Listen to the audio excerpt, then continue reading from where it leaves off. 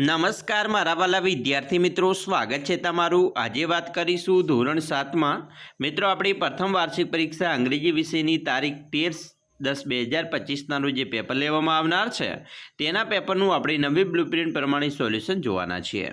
વિદ્યાર્થી મિત્રો, વિડીયોની શરૂઆત કરીએ તેના પહેલાં ખાસ ચેનલમાં નવા હોય તો ચેનલને પણ અવશ્ય સબસ્ક્રાઇબ કરી વિડીયોને લાઇક અને શેર કરવાનું ન ભૂલતા।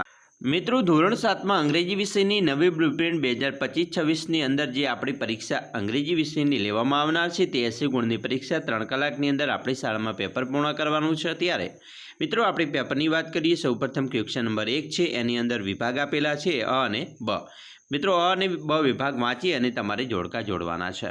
જેમ કે મિત્રો પહેલું તમે વિધાન છે બરાબર, let's keep hour legs in the water, તો એનો મિત્રો જવાબ આવશે 3 નંબરનું વાક્ય, the put there legs in the water. એવી રીતે મિત્રો જે બીજું વાક્ય છે લેટ્સ સિંગ અ સોંગ, તો એનો મિત્રો જવાબ આવશે ધે સેંગ અ સોંગ। એના પછી ત્રીજું વાક્ય છે let's go for boat ride, તો એનો મિત્રો જવાબ થશે 4 number, the all went for a boat ride. ચોથું છે લેટ્સ ઇટ સમથિંગ, તો એનો મિત્રો જવાબ આવશે ધ એટ લુડોસ। એના પછી આવશે લેટ્સ પ્લે હોકી, તો અહીંયા મિત્રો આપણો જવાબ છે 2, the stood on the play ground. આવી રીતે આપણે જોડકા બનાવીશું। એના પછી મિત્રો ક્વેશ્ચન 2 છે, એની અંદર તમારે રાઇમિંગ વર્ડ શોધવાના છે। બોટ તો કોટ બરાબર, ફ્લ્યુ તો ન્યૂ, રેંગ તો શેંગ, ડ્રો તો ક્રે, ડ્રાવ તો ક્રેવ અને બેલ તો ટેલ। એના પછી ક્વેશ્ચન 3 છે મિત્રો, નીચે આપેલા પરિચ્છેદ વાંચવાનો છે અને પ્રશ્નોના ઉત્તર આપવાના છે। મિત્રો અહીંયા તમને સરસ મજાનો ફકરો આપેલો છે અને આપણે સરસ મજાનો વાંચીશું। યોગ્ય રીતે વાંચન કર્યા પછી અહીંયા જે પ્રશ્ન આપ્યા છે તેને આપણે લખીશું। જેમ કે વોટ ડીડ મંથન બાય, તો બરાબર, તો અહીંયા મંથન બોટ સમ ફ્રેશ બરફી, તો એવી રીતે મિત્રો આપણે જવાબ લખીશું। જેમ કે બીજો પ્રશ્નનો જવાબ અહીંયા આપેલો છે, આપણે તેની તૈયારી કરીશું।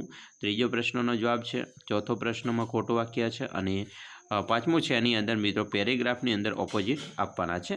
જેમ કે ઓલ્ડ તો યંગ થાય, ક્રોલ્ડ તો બ્રેવ બરાબર, બહાદુર બરાબર। એના પછી જોઈશું ક્વેશ્ચન 4, એની અંદર નીચે આપેલા વાક્યોનું યોગ્ય ક્રમમાં ગોઠવવાના છે। મિત્રો પહેલું વાક્ય છે બીજા નંબરનું છે, બીજું છે પહેલા નંબરનું, આ 5મા નંબરનું વાક્ય છે, આ ચોથા નંબરનું અને આ ત્રીજા નંબરનું, એનો યોગ્ય ક્રમ આપીશું। એના પછી ક્વેશ્ચન નંબર મિત્રો 5 છે, એની અંદર વાક્યો ધ્યાનથી વાંચવાના છે અને નમૂનાના પ્રમાણે પ્રશ્ન વાક્ય બનાવવાના છે। મિત્રો જેમ કે મોહન લાઇવ્ડ ઇન ડીસા, તો વેર ડીડ મોહન લાઈવ, તો આપણે પ્રશ્ન વાક્ય બનાવીશું। Gita is a reading Bhagavad Gita, તો વોટ ઇઝ ગીતા રીડિંગ। એવી રીતે ત્રીજું વાક્ય છે હી વોઝ અ ડૉક્ટર, તો વોટ વોઝ હી બરાબર। ચોથું વાક્ય છે જીગર હેઝ 3 પેન્સ, તો અહીંયા આપણે પ્રશ્ન વાક્ય બનાવીએ તો how many pens does Jigar have.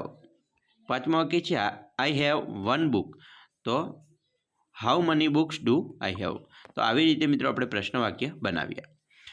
Question number 6 છે, એની અંદર WH વાક્યો બનાવવાના છે બરાબર। અહીંયા મિત્રો પહેલું વાક્ય છે ગોપાલ કિલ્ડ 7 ફાઇલ્સ એટ 1 બ્લાઉ, તો વોટથી આપણે પ્રશ્ન બનાવીશું।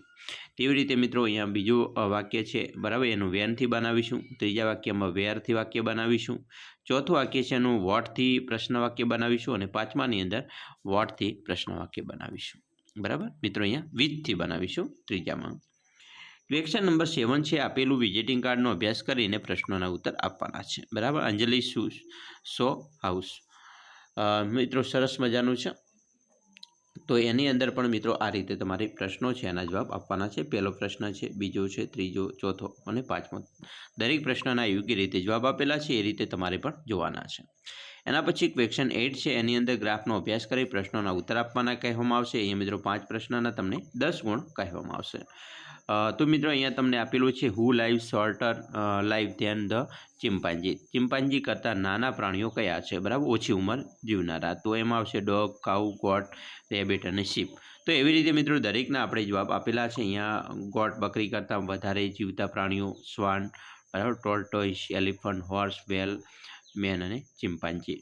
તો એવી રીતે મિત્રો અહીંયા પણ તમને આપેલા છે કે ઘોડા કરતાં ઓછું બરાબર લાઈફ સ્પેન ઓછું જીવતા હોય તેવા, તો તેમાં પણ મિત્રો આપણે લખેલા છે।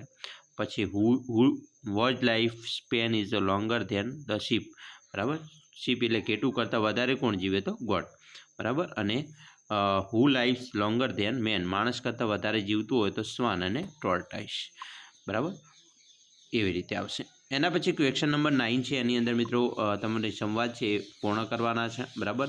પહેલો વાક્ય, બીજું વાક્ય, ત્રીજું વાક્ય, ચોથું અને પાંચમું, આ રીતે તમારે પણ સંવાદ પૂર્ણ કરવાના આવશે. અહીંયા તમને મિત્રો એના વાક્યો છે એ પણ આપેલા જ હશે, તમારે વાક્યો માત્ર યોગ્ય ક્રમમાં ગોઠવવાના છે. ક્વેશ્ચન નંબર 10 છે. એની અંદર આપેલ વિષય પરથી 5 થી 7 વાક્ય લખો. એમાં તમારી સ્કૂલનું માય સ્કૂલ એના વિશે લખવાનું છે. તો માય સ્કૂલ વિશે તમે મિત્રો આ રીતે લખી શકો છો, તમારી સ્કૂલનું નામ છે, બરાબર. તો આવી રીતે તમારે પણ તૈયારી કરવાની છે. ક્લાસરૂમ કેટલા છે, ટીચર, લાઇબ્રેરી, બરાબર, લેબોરેટરી. ક્વેશ્ચન 11 છે. ચિત્રનું 5 વાક્યમાં વર્ણન કરો. મિત્રો અહીંયા જે ચિત્ર આપેલું છે એનું તમારા શબ્દોમાં તમારે વર્ણન કરવાનું છે. સરસ મજાનું વર્ણન કરી શકો છો. આવી રીતે તમે પણ મિત્રો તમારી તૈયારી છે એ કરી શકો છો. અમે આશા રાખીએ છીએ તમને આપણા વિડીયો ખૂબ જ ઉપયોગી નીવડશે, અને ખાસ વિડીયો ગમે હોય તો મિત્રો લાઇક, શેર અને સબસ્ક્રાઈબ કરવાનું પણ ન ભૂલતા.